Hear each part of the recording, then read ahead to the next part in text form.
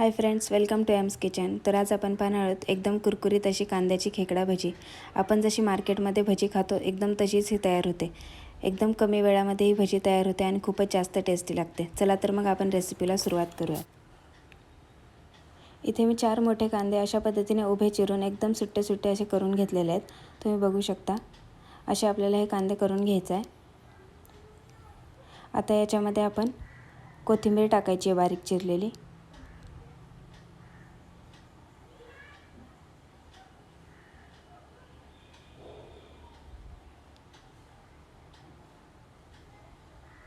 आता याच्यामध्ये अर्धा चमचा ओवा हातावरती अशा पद्धतीने चोळून आपल्याला याच्यामध्ये टाकायचा आहे।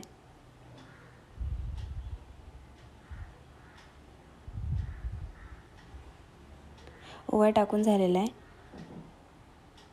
आता याच्यामध्ये एकदम चिमूटभर एवढा सोडा टाकायचा आहे। एकदम जास्त सोडा टाकायचा नाही आहे, नाहीतर ती भजी खूप जास्त तेल पिते, त्यामुळे एकदम कमी सोडा टाकायचा आहे।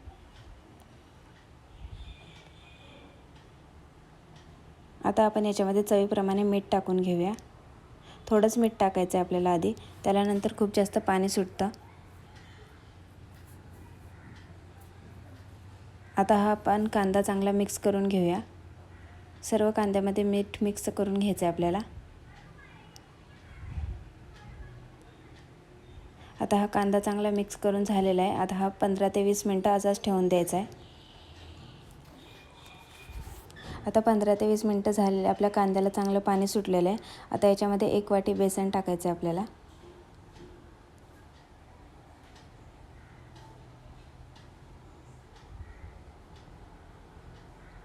याच्यामध्ये आपण वरून पाणी टाकायचं नाही आहे।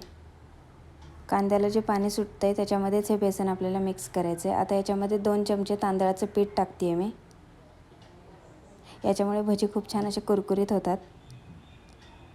आता थोडीशी हळद टाकायची याच्यामध्ये।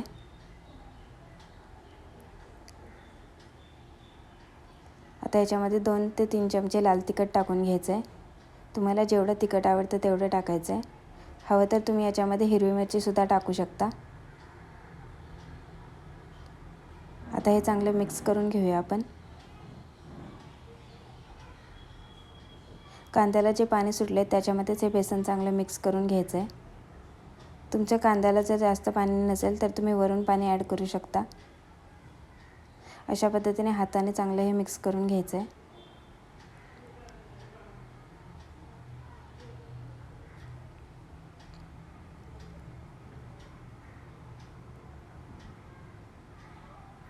आता हे आपलं चांगलं मिक्स झालेलं तुम्ही बघू शकता। मी याच्यामध्ये वरून अजिबात पाणी टाकलेलं नाही आहे।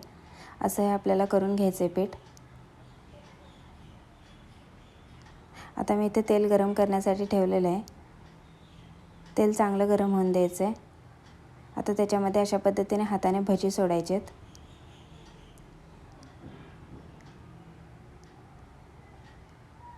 कांदा दिसला पाहिजे भजी टाकताना।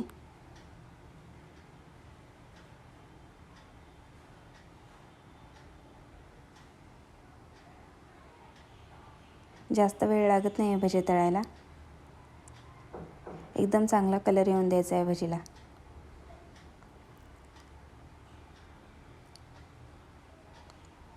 तुम्ही बघू शकता किती मस्त असा कलर आलेला आहे। एकदम क्रिस्पी झालेल्या आहे त्या भजी आणि अजिबात तेल पित नाही त्या भजी। अशा पद्धतीने हलवून चांगले हे तळून घ्यायचे आहेत भजी आपल्याला।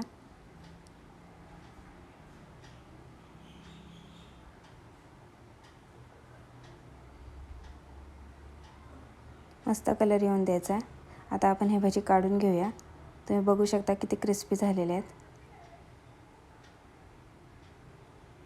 अशाच पद्धतीने मी पुढच्या सगळ्या भजी इथे तळून घेणार आहे।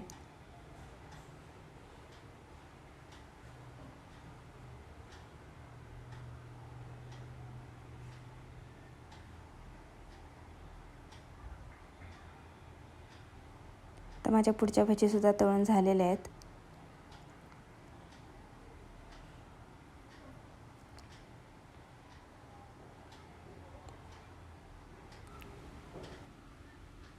तुम्ही बघू शकता किती क्रिस्पी आणि टेस्टी अशा दिसत आहेत या भजी।